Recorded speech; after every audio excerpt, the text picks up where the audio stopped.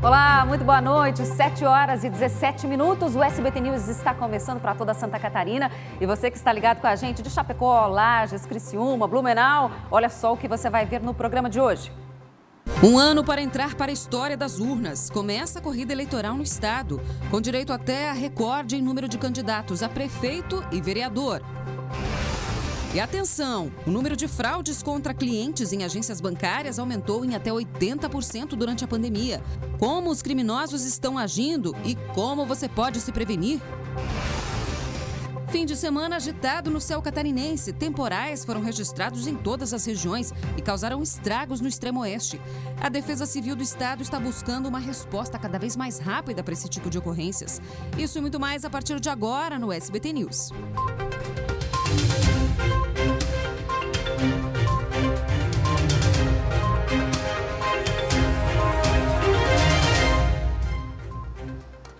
As eleições de 2020 certamente serão umas das mais lembradas, o ano em que fomos às urnas em meio a uma pandemia. O coronavírus fez com que as eleições fossem, inclusive, adiadas. Agora falta pouco mais de um mês para a realização do primeiro turno, marcado para o dia 15 de novembro. Está aberta a temporada de busca pelo voto dos catarinenses. Mas, afinal, quem é esse eleitor? 5.205.931 eleitores catarinenses estão aptos a votar. A maioria do eleitorado é feminino. As mulheres representam 51,6% dos eleitores contra 48,4% eleitores do sexo masculino. Os eleitores na faixa de 30 a 39 anos são a maioria, com 10,91%, seguido de perto pela faixa de 30 a 34 anos, com 10,69%. E aqui em Santa Catarina, uma particularidade a mais vai marcar história na disputa eleitoral desse ano. É que o Tribunal Regional Eleitoral registrou um número recorde de candidatos.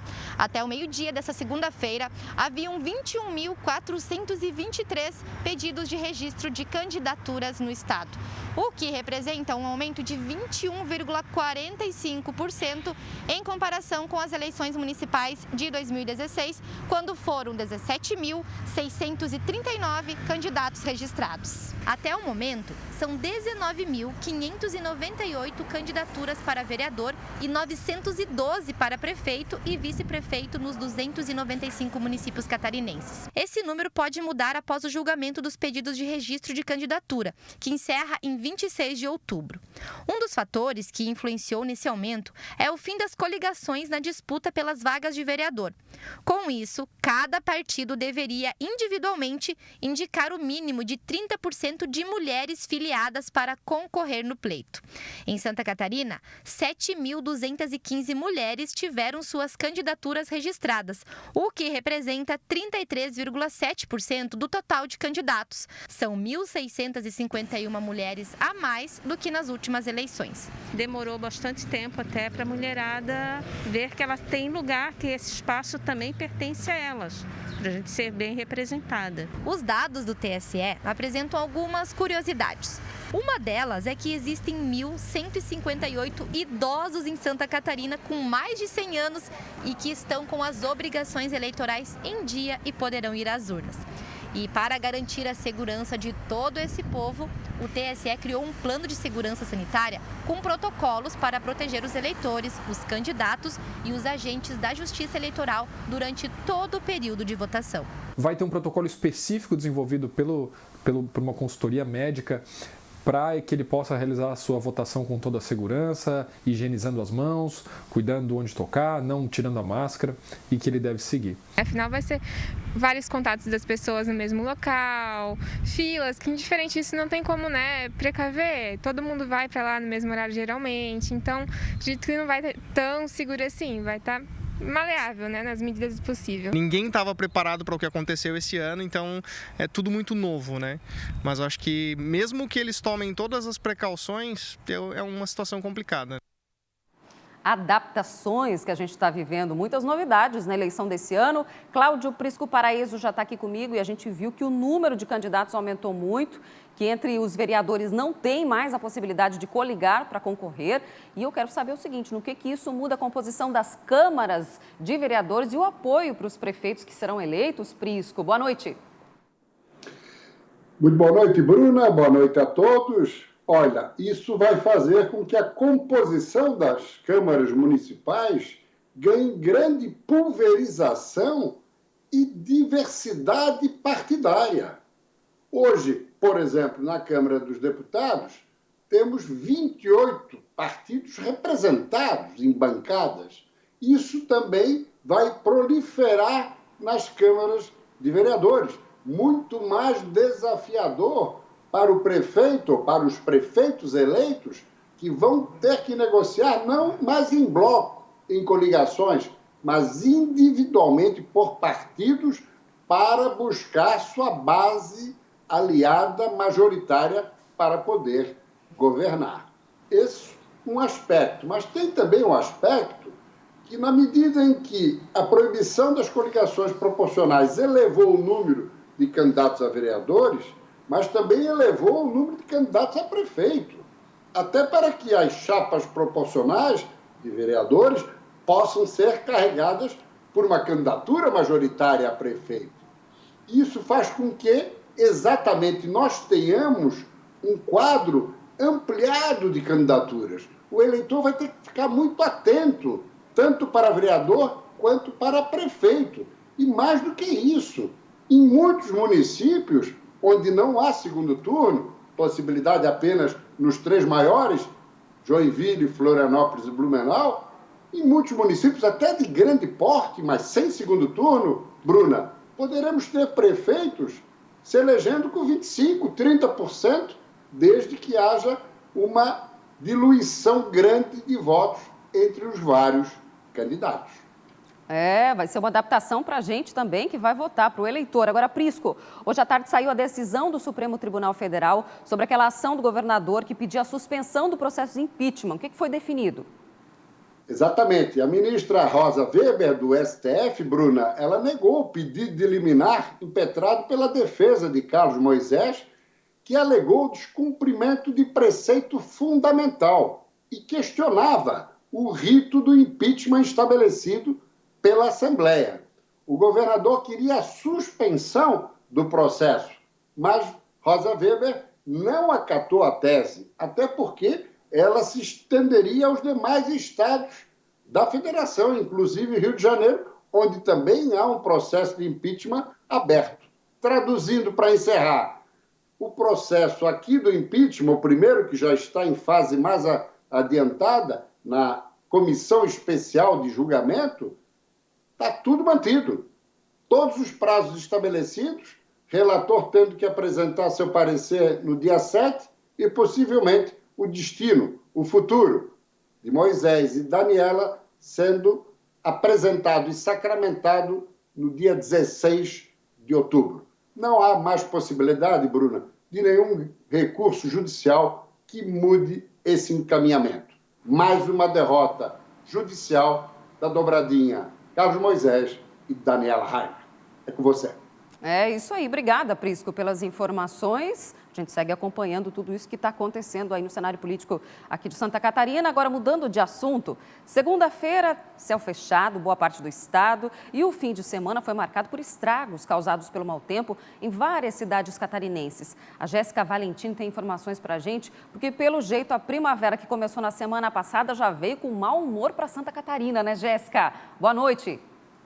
Boa noite, Bruna. Boa noite a todos que nos acompanham aqui no SBT News. Isso mesmo, nem uma semana, né, de primavera, que começou, como você disse, na última terça-feira. E a gente já teve um clima típico da estação, que sempre é marcado por trovoadas, né, por esse mau tempo que dá um susto na gente, né? No oeste, principalmente, já teve bastante estragos, inclusive.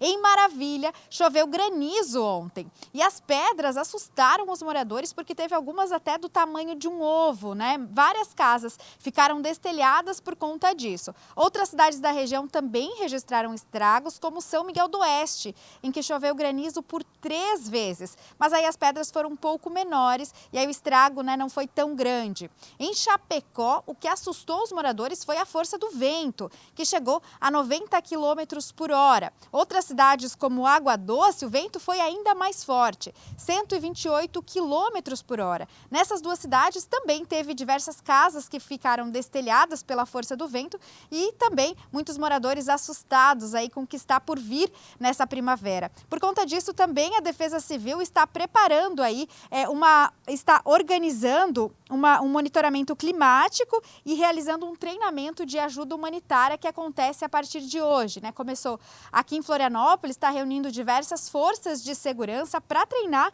diversas atividades para preparar para o resgate de respostas rápidas e situações de desastres naturais. Essa ação envolve um grande número de viaturas e também Polícia Civil, Polícia Militar, Corpo de Bombeiros. Essas atividades, como eu comentei, foram realizadas hoje aqui na capital e a partir de amanhã até a próxima sexta-feira vai acontecer em Tubarão. Agora torcer, para que acalmem esses eventos climáticos para que a gente consiga ter uma primavera típica de primavera com bastante flores e esse clima ameno, para que a gente realmente tenha um tempo melhor nos próximos dias. Aliás, a gente vai ver agora como fica a previsão do tempo para os próximos dias.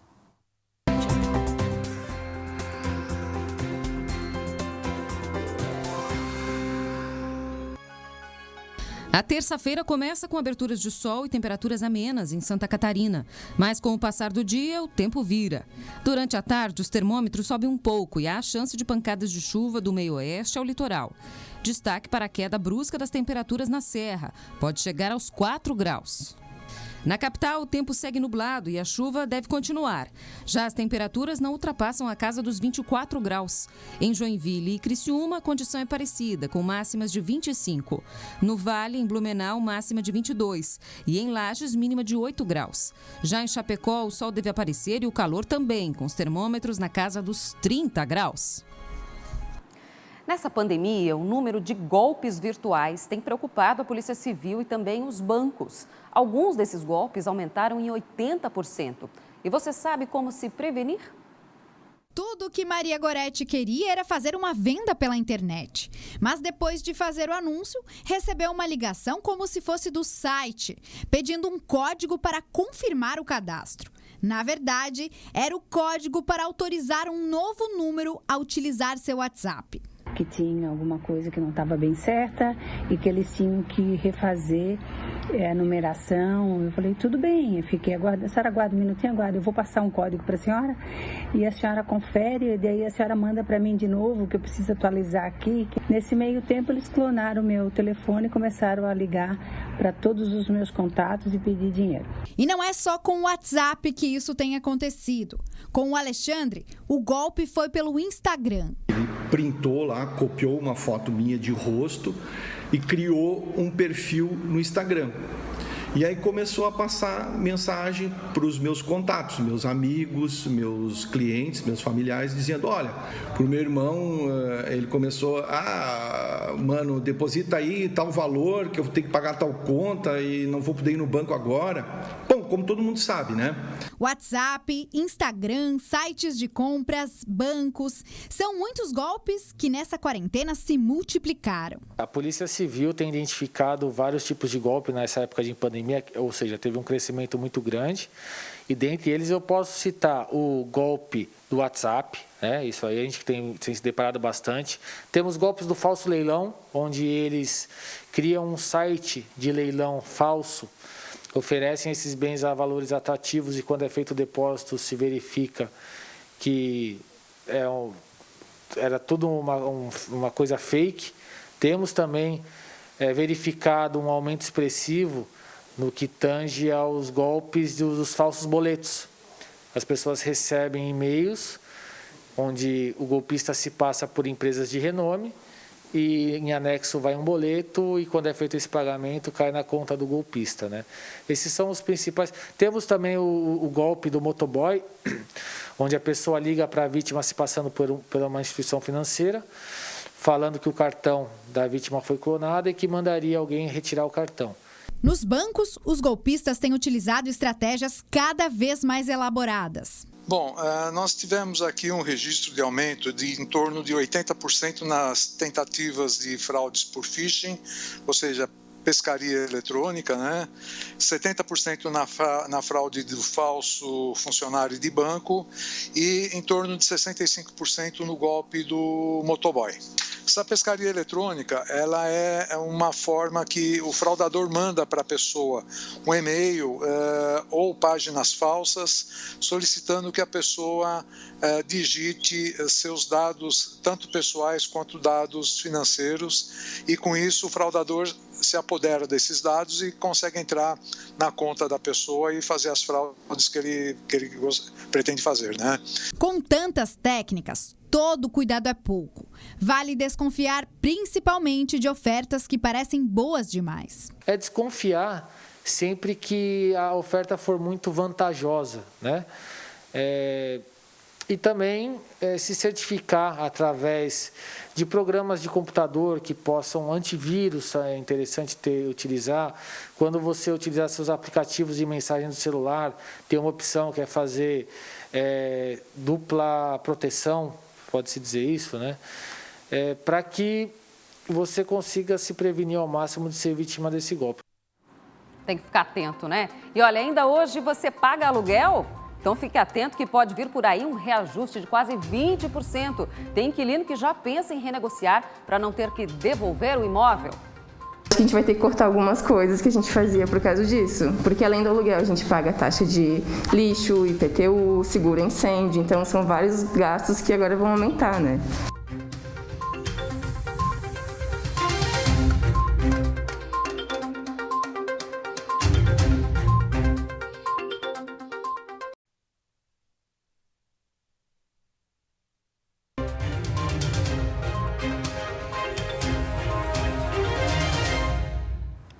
De volta com o SBT News, a gente atualiza agora os dados do coronavírus aqui no estado. Foram divulgados há pouco pelo governo. Já são 212.091 casos confirmados e 2.736 mortes. A taxa de ocupação de leitos de UTI nesse momento é de 61%.